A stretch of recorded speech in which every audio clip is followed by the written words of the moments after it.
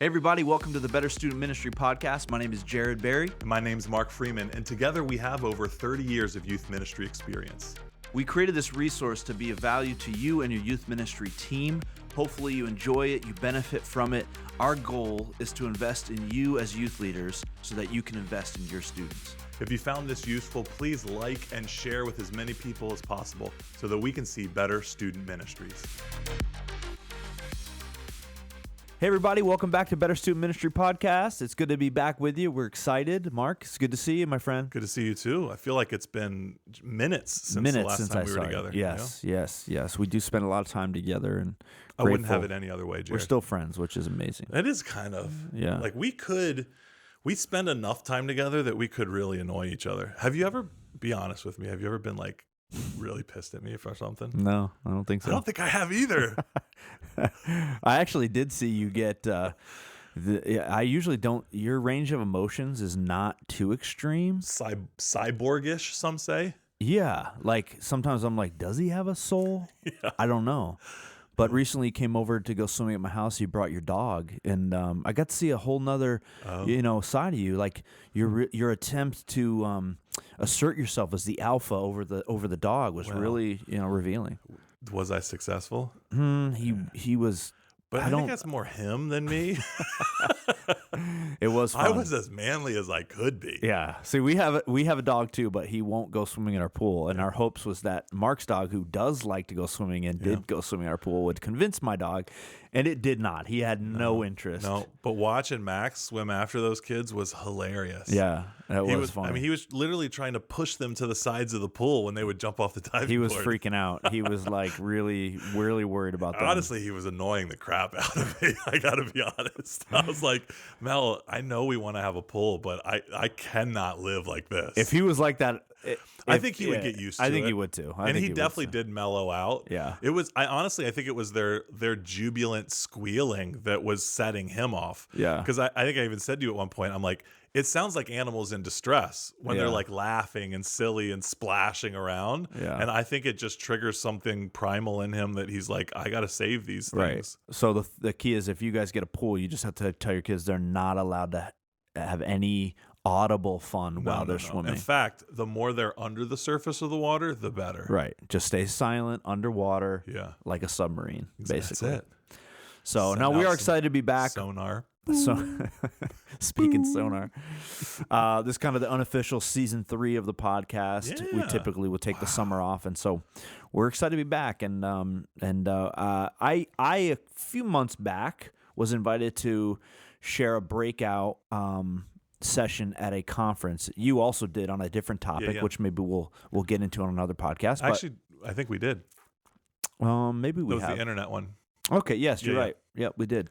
So the Devil's Playground. The Devil's Playground. I was invited to do a talk on building great teams. Yeah. And we've talked about teams before, but I felt like it was a worthwhile topic, especially as we're still kind of in the newer season of youth ministry. And, and honestly, building great teams is relevant at any point. So I thought we'd share some of my thoughts and your thoughts on this topic and kind of dive into it a little bit. Yeah, we had we run a program here. A resource called Launch as well for new youth ministries, and we just had a meeting the other night, as you know, Jared.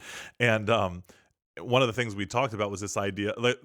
One of the leaders was talking about this idea of, all right, when our group gets big enough, how do we start looking for new leaders? And I very quickly, based on my own terrible past experiences, was like, if you're not always looking to expand your team when you need it, you're gonna be in deep.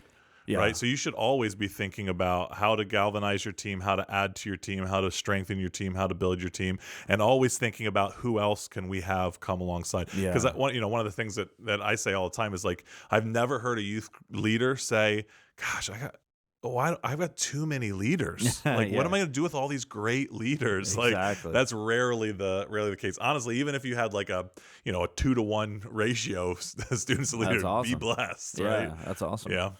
No, it definitely is. It's so important, and it's there's no quick fix to it. So if you're not preparing now, when opportunities come, you won't be ready for them. Yeah. And I always feel like I always was under the conviction that great leaders aren't found, they're developed. That's good. So that takes work and intentionality and effort, and what you can see 2 years from now Yeah. will require you doing work now and setting yourself up. So we want to talk about that today, and That's good. the kind of the concept that that I came up with in my mind about building great teams is this the idea of there's two parts to it. So the first part, and we'll dive into this in more detail, but is the idea of in order to build a great team, you have to be able to bring them in. Yep. And we're going to talk about unity and how do we create unity in different areas. And this idea of deep community, deep unity, deep connection with your team. Right. And if you can do this, and we actually said this in that call, is like, if you can do this, you will be the envy of every other ministry in the church. Absolutely. Because people will look at your leadership team and go, how do you get your leaders to like give so much and be so present? Yeah, because the reality is, and anybody who's listened to this that's involved in youth ministry knows, to do it well, it takes a ton of time. Yeah. It takes a ton of investment. There's no like kind of halfway in youth ministry, right? Yeah.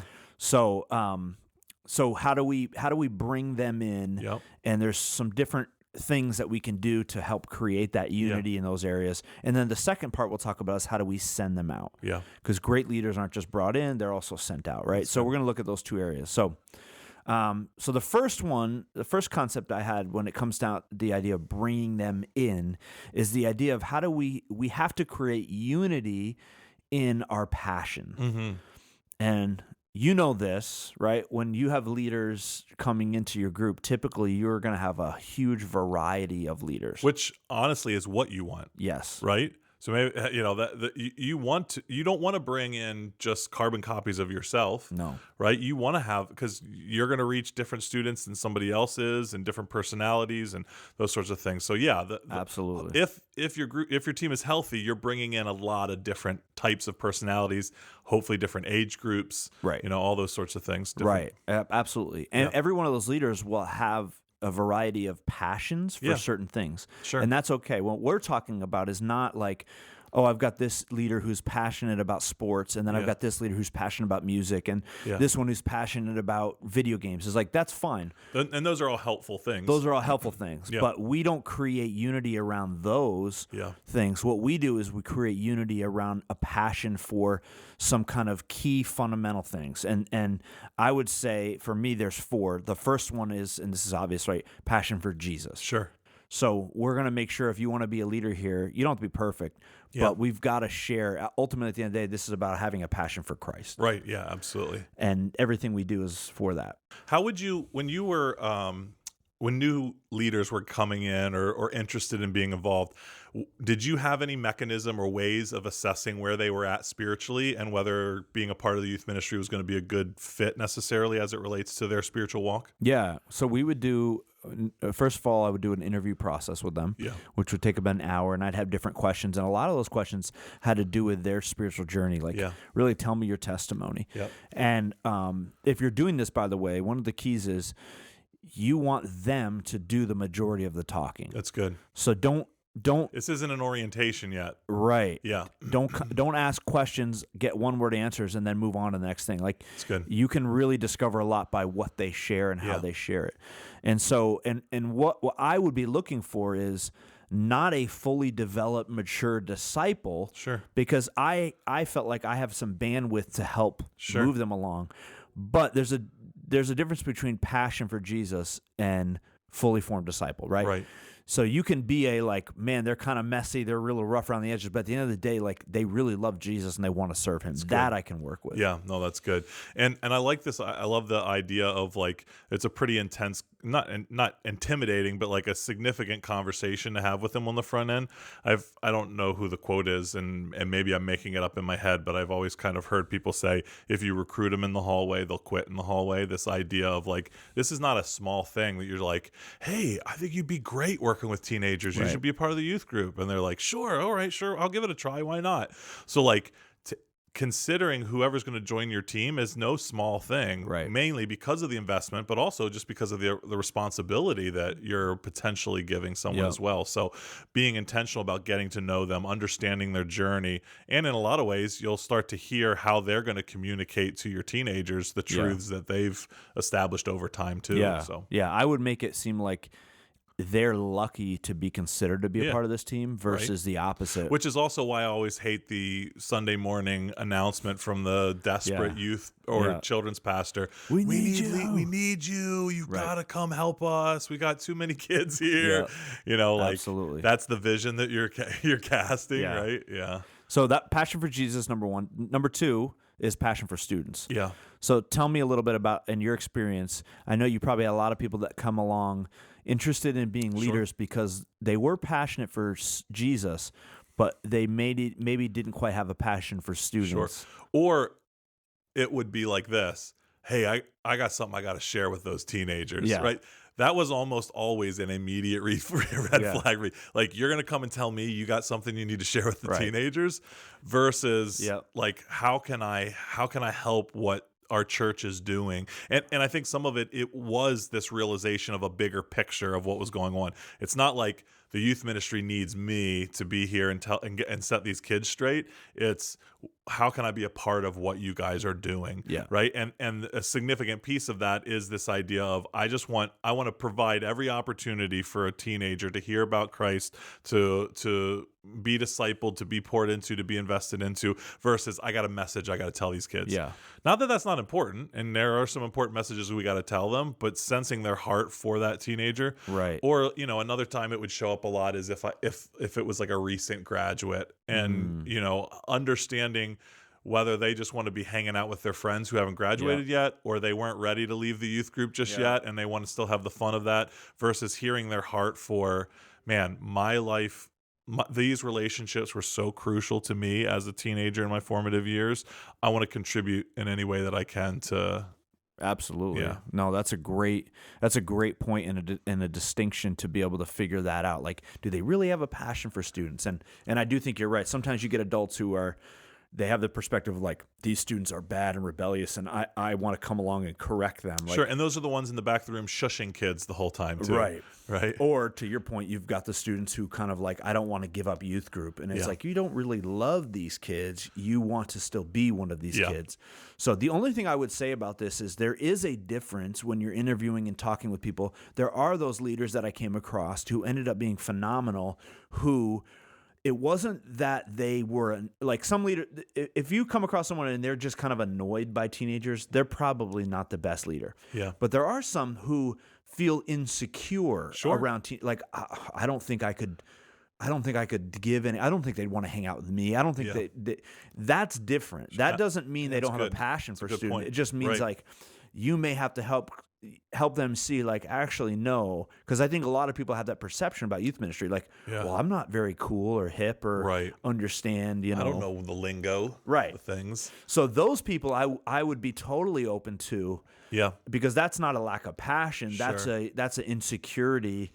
And to some degree, it may even be like a realization of the weight of the responsibility. Right? Absolutely. So, but passion for students, obviously, we create unity in that. So you want to be on this team. One thing we all share is the love for Jesus, the love for students. Good. The third thing is a passion for the team. And this is essential in creating a strong culture. It's the idea that to be a part of this team means that we love and fight for each other. We have each other's back. This is going to be a strong team no matter, whatever happens. So for sure. I mean, I think I've shared this a couple different times as well. Like, in so many ways, our youth team functioned as a small group as well. Like the relationship that we had with one another. A lot of it is because we did spend so much time together, whether it be service stuff, event weekends, staff training, stuff like that.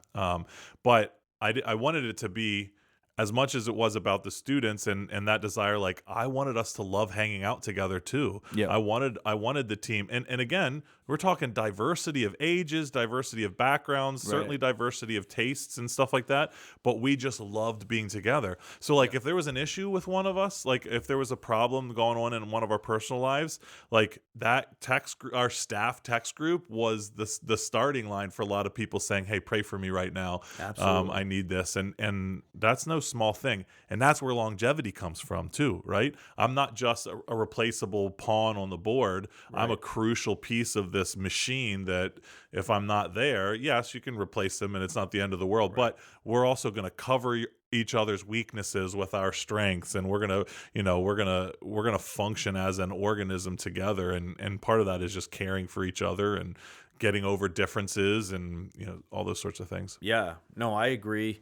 And I think this is where, not to like throw shade on any other ministries, but there are other ministries in the church where the idea of team really comes down to like you're essentially just scheduling people. Sure, you're showing up, you do your job, and it's like, hey, Stacy, hi, John, how you doing? All right, see you next week or whenever. Stacy's so smug. I know, God, I hate Stacy. But that's not. If you want to have a healthy youth ministry team, it's not that way. Yeah. It's like we're brothers and sisters. Yeah. We have each other's back. So unity and team, if someone does not feel that, they shouldn't be on the team. Yeah. And then lastly, when it comes to unity and passion, is we have a passion for the church, right? So passion for Jesus, passion for students, passion for the team, lastly, passion for the church. And what I mean is this, everybody on the team has to understand that youth ministry is a small piece of the bigger church, that we serve a role that isn't antagonistic towards the church, but we're trying to help everybody that's a part of this team love and serve the church. And I think sometimes that does not happen in youth ministry. Sometimes it can be like, oh, we understand things that the lead pastor doesn't. We understand things that the old people don't understand. We're almost like this adversarial relationship. And what I found is if you operate in that way, you only set people up not for success, but for failure. Yeah. Because whether they leave youth ministry or leaders move on, they won't want to be a part of the church as a whole. Sure. Yeah. And I mean, it's so silly, even the number of times that I would be at events and I would ask a kid what church they're there with. They would know the youth group name, but they might not even know the name of the church that they were a part of. Right. Now, I don't know if that was because they were usually getting in trouble and they didn't want to tell me what church they were with, but... All right, so the next area, so that we're talking about, again, just to recap, bringing them in, right? And we're talking about creating unity in 3 areas. So the first one is unity and passion. Yep. We want to create the same passion for the same things. But the second thing is unity and culture. So we want to, the saying like culture eats strategy for breakfast. Doesn't matter what your plan is. What ultimately matters is the culture of your group. Sure. And is that speaking to like the philosophy behind what you're doing, why you're doing it, being unified and not necessarily having to be a carbon copy of each other as leaders, but like understanding where the trajectory is and in our unique way bringing someone to that. Is that the idea? Yeah, I think culture is it's like kind of the culmination of what's the heartbeat of this group? What's this group really about? And not what you say out loud or put on paper, because everyone knows, like they've been a part of organization or maybe your work, and they're like, "Here's our mission." It's like, not really. Yeah. It's what that really is, the heartbeat of it. And so for us, a lot of things go into culture, but there's 2 things that we wanted to highlight and culminate. And if you listen to Better Student Ministry at all, you'll know that these are 2 things we talk about a lot.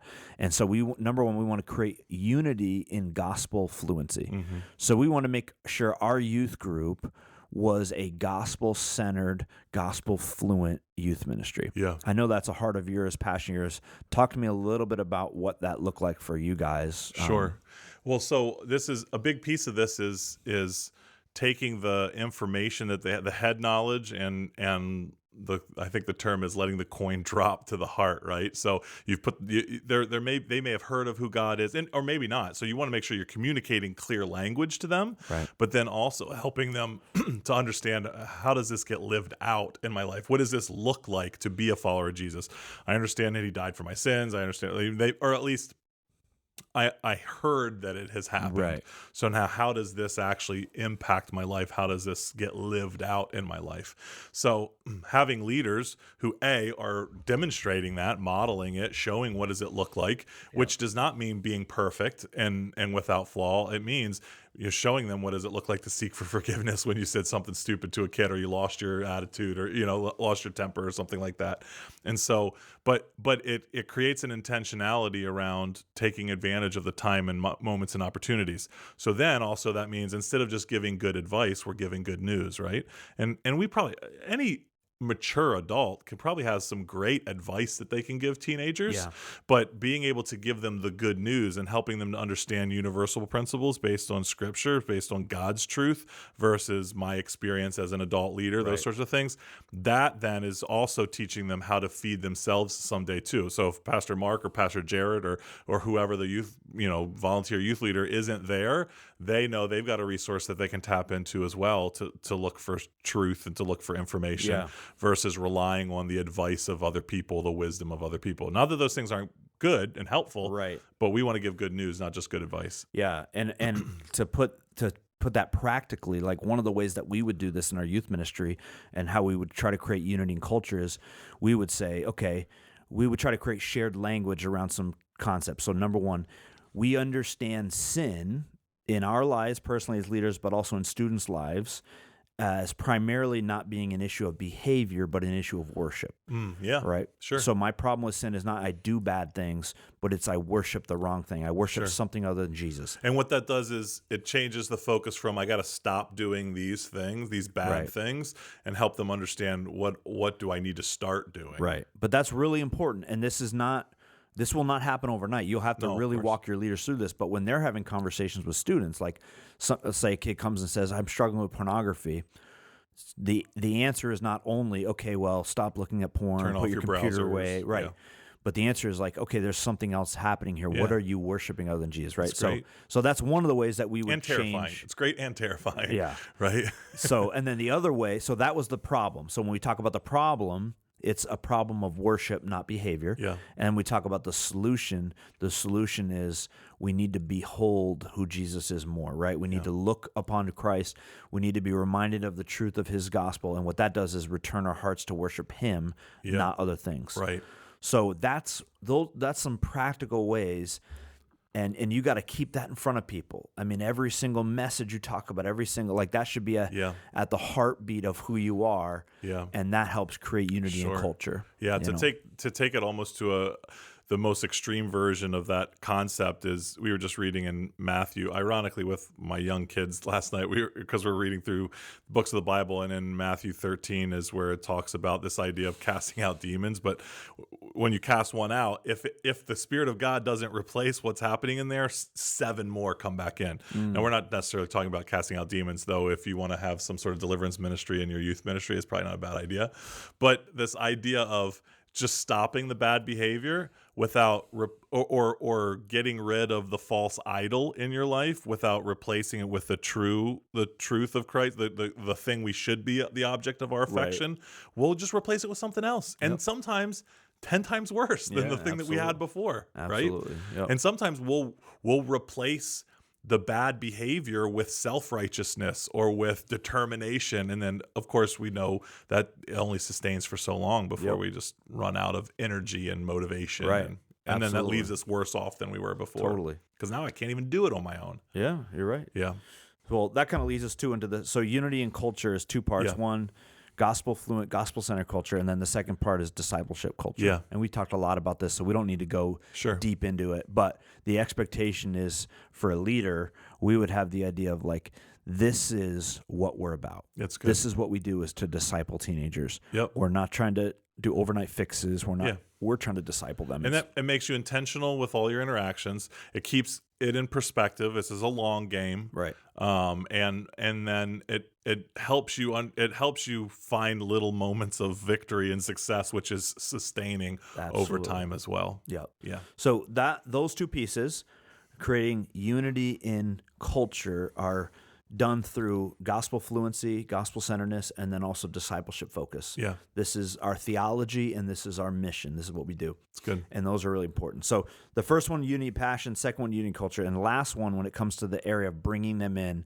is creating unity in expectations. Unity in expectations. And the idea here is that we've probably all been on teams where, or maybe do you remember in school where you would have like a school project?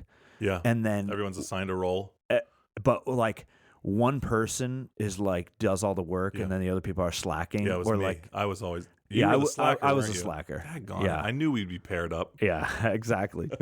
So the person doing all the work is like, oh, I got to do. I'm not going to but I'm not going to like lean on this person. They're going to do the work and then I'm going to get a bad grade and blah, blah, blah. Yeah. But what that does is, right, it creates animosity, friction, frustration. If you allow that to happen on your team, which is for some people, they're doing 90% of the work, and there's other people that are equal team members but are not living up to the mutual expectations, you will diminish the unity amongst your team over time. And honestly, a lot of times you'll end up losing quality leaders.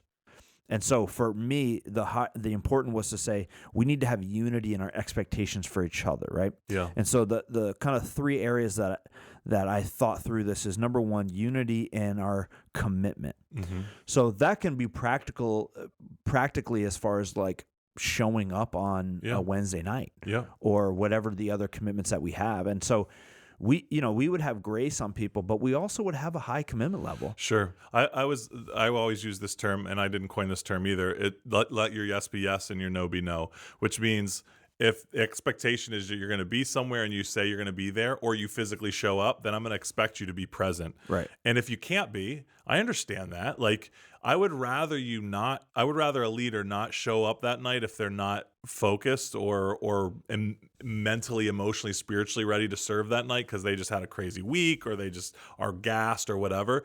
I would rather you stay home and get healthy and come back next week than to just push through it out of obligation. Sure. I'll be there. Then you snap at a kid because they annoy you because you don't have the mental energy to deal with it.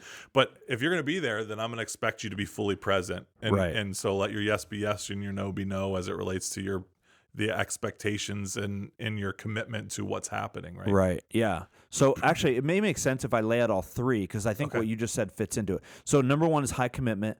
Number two is high grace. Yeah. And number three is high care. Okay. And I think when you hold these three in tension, it works well, because the high commitment would be like, off the bat, like, here's our expectation. It is that you're here every week. Yeah. Like, it is that you are doing, and we're going to talk about this in the next area, like, you're doing these things individually with students, like you're hanging out with them, blah, blah, blah. Yeah. So high commitment is important off the get-go, because what it says is, here's what it takes to be successful as a youth leader. But to your point, the second part is, we also have high grace. So when someone texts you and is like, dude, I've had such a terrible day, blah, blah, it's like, hey, I love you. Rest up, do what you need to do. We'll see you next week. And what that does is, you're giving them high grace, but you're also giving them high care. That's good. You're communicating to them that I care more about you as a person than your role in this organization and what you do for me. Yeah. Now, if that turns into 2-3 weeks in a row, then that high commitment needs to come into question. And it's like, hey, this is no longer this seems to be a pattern, right? Right. And so holding those three in tension, I think, is really, really important, because once they know that there's grace and that you care about them, their commitment level becomes less of an issue, honestly. Sure. You know, and so those are kind of the three things that I tried to create amongst our team, is that, number one, we all have a high commitment level to this thing. Yeah. We have grace for each other.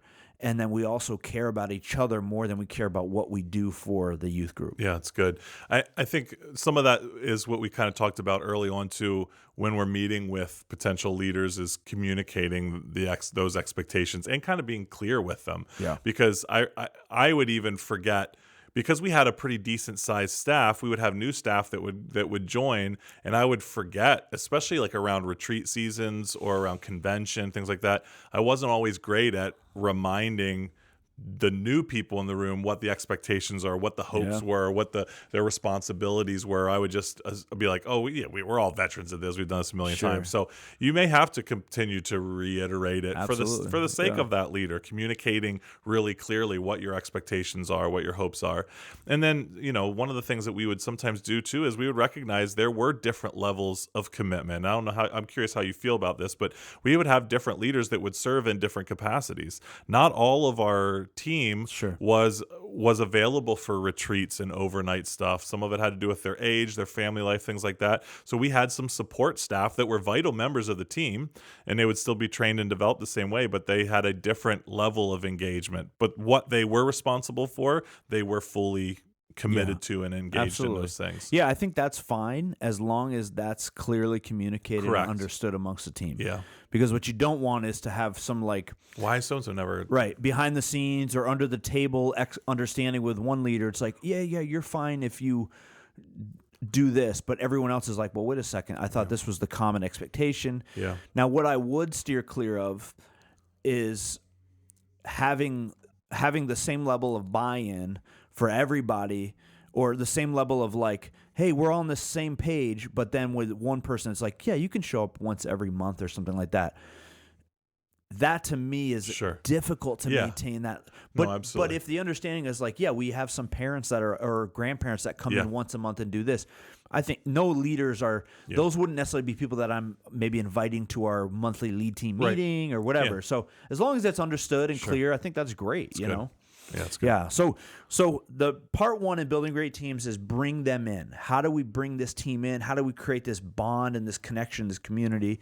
Is through unity and passion. We share the same passion. Unity and culture. We share the same culture. And unity and expectations. We all have the same expectations. And so those are some of the keys. The second part is not just bringing them in, but now how do we send them out to engage in the mission of the youth group? Yeah. And so with this area, I like to think about it in two ways. Number one, we create unity in our mission, and then unity in our growth. And so the unity in mission is the idea that we all understand and have the same awareness of what our job is as a youth leader. Yeah. And so I'll share what ours was in our youth group, and then you can maybe go off of it. But so for every youth leader that we had, other than maybe we had some parents that would volunteer to bring food and stuff, but let's say the primary youth leaders, right? Yeah. The understanding was, yes, you're there on a Wednesday night for service, but outside of that, primarily what your mission is, was the idea. We had a concept called pray every day, connect once a week, hang out once a month. Yeah. And that was their job. And it was really laid out. And I would, in fact, check in with them. So pray every day was during your devotional time, at some point, pray for your 5 students. We try to have a 5-to-1 ratio. Yep. So they'd be responsible for 5 students. So every day, pray for them. Yeah. Once a week, connect with them. And that was outside of a service, but that could be as simple as a text, phone call, whatever, social media. It's so easy now to be able to connect, even in a way it wasn't 10 years ago. Yeah. Absolutely. It's good. And sometimes you can connect a prayer in that, hey, thinking about you, praying for you, And then once a month, the expectation, sometimes we would adjust this, but once a month, hang out with those students outside of a Wednesday night. Yeah. And this could be simple as hey, have the students sit with you on a Sunday morning, and then maybe you guys go out to lunch after church. Yeah. There's ways of incorporating that into the routine of life that it doesn't get crazy, because sometimes it feels like, oh my gosh, every month. But that was the expectation of relationship building and connection that we would have for our leaders. That's good. And so we would ask them. So there was unity in our mission. Everybody knew, here's what we do with the 5 students that I'm given. Yeah, that's good. No, that's great. And it helps, honestly, that clarity around that also helps set that leader up. So they're not I'm not sure, whenever you've got clarity around what you're supposed to be doing, then guess what? You execute so much more efficiently, so much, Yeah. And it's so less stressful. It's helpful to them. Even if the expectation is kind of big, right? If I understand it, then I can help to fulfill whatever that plan is. Yeah. Especially with high quality leaders. Yeah. They don't mind doing a lot as long as it's clear. And it takes you from being just a chaperone, an adult chaperone in the room, to as we say all the time, an intentional disciple maker. Yeah. And so and there are leaders that will just, their personality will gravitate towards dance chaperone and keep the girls away from the boys and make sure no one's spiking the punch and all that kind of stuff. But that's not sustained investment either. You burn out of that stuff really quick. And my preference in youth ministry was always for our service times, I would rather have the students engaged in leadership roles and the adults just focus on connecting with students. Yeah. So anyway, their primary role typically as a leader was not, here's the jobs you got to do on a Wednesday night. Their primary focus was this stuff, which happened outside of a Wednesday night. That's good.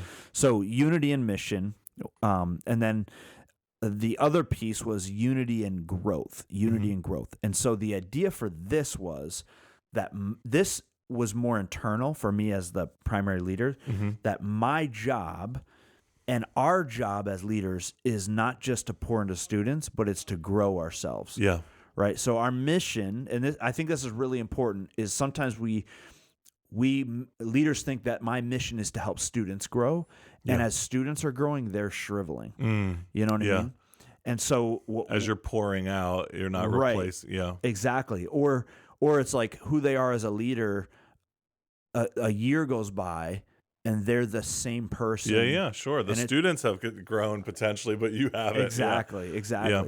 So what we're trying to do is create this sense of like, and at the end of the day, you as the primary leader own this responsibility, but this is also the culture you're trying to create is like, we're a culture of growth. Yeah. So I am responsible to grow myself spiritually. Yeah. And we would do that through like ongoing trainings. Sure. I mean, ultimately, this is why you and I created Better Student Ministry. Yeah, absolutely. We wanted to create a resource that you could send to your leaders and watch and talk that's about. Where Boost comes from. That's where, So a lot of what we do is that burden to say, we have to create a culture of growth. I mean, I can remember scouring the early internet. I mean, I guess it wasn't decades ago, although when I started, it was like looking for stuff that I trusted, stuff that was good, that wasn't going to be weird, that wasn't cheesy, and there wasn't a ton out there. There is a lot out there now, and I'm hoping that we're kind of curating some of that for people and pointing them in the right directions. But also the really good stuff was expensive. Yeah, absolutely. It costs a lot of money, and depending on your budget, if you have any at all,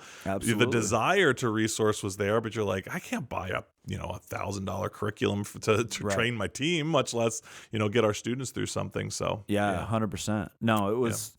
I agree. So we wanted to create unity in that idea that we're here to grow not only students but to grow ourselves. And so for me as a leader, one of the things that I would think about, and I think this is important to note, is as your youth ministry grows, your time spent with students will have to go down. And as your the primary point leader, as the primary point leader, and your time spent with leaders has to go up. Yeah. And so I had the cool opportunity of being a youth pastor of a very small, essentially a youth ministry plant, and then being a youth pastor of a very large, over 100-person youth group. Yeah. They're very different. And one of the primary differences is how much time you as the point leader spend with students versus leaders. Sure. Yeah. So that's something to think about. And I usually say, like, even with a smaller group, you kind of want a 50-50 split maybe. Yeah. But as your group grows, and there's maybe no magical, like, perfect formula, but you got to start thinking more and more the importance of developing my team. Sure. And again, obviously, the principle there is that it's a exponential growth principle, right? You can only meet with so many individual students yourself, but if you're replicating that same unity in all these areas in other people, then they're reproducing ultimately what you're hoping is what you would do. And again, the idea also being you're not going to connect with the student the same way someone else may. Right. Different likes, different personalities, different things. But as a accountable leader over them, I can inspire them and develop and grow them in some ways that they then can be released to reach those students that God has kind of ordained for them to have relationship with as well. Absolutely. Yeah. And kind of the final concept for me, again, as a point leader in this area of like creating unity in our growth and sending our leaders out, is I was always looking to how do I replace myself? So I think we're your leaders. Yeah, I think you have to have you need to be secure in the gifts that you have and okay with the weaknesses that you have and be excited about lifting others up. Yeah. A lot of times I think leaders become insecure and they don't want growth in their leaders to the point where maybe you look at someone, you're like, gosh, they're kind of like better than me in some of these areas. Yeah. I think if you really want to see success, you got to be okay with that and go like, that's awesome. Yeah, like it's just the wickedness that exists in our heart because of sin, like the jealousy that potentially can arise too of students gravitating towards like, why wouldn't you celebrate the heck out of that? Like it's the enemy, just like, oh, they like them more than they like you. Like I should be like, heck yeah, great. Yeah. I'm glad they do. Exactly. Yeah. And so I think that's a key part is like always working to replace yourself. That's good. And that's not the same as handing off tasks. That's not just like, oh, I don't want to make slides, so I'm going to get someone to make these slides for me. Yeah, it's good. But it's roles of importance, roles of authority, responsibility, and roles of responsibility, right? And saying like, you can really do this. I believe in you. Yeah. And I think if you want to have a healthy, great team, you can get to that point where, and I've had this happen where all of a sudden you got sick or something came up, and you did not have to worry that anything was going to be dropped. Yeah. That it was going to be just as quality with you not there as when you were there. And it's okay if it's different.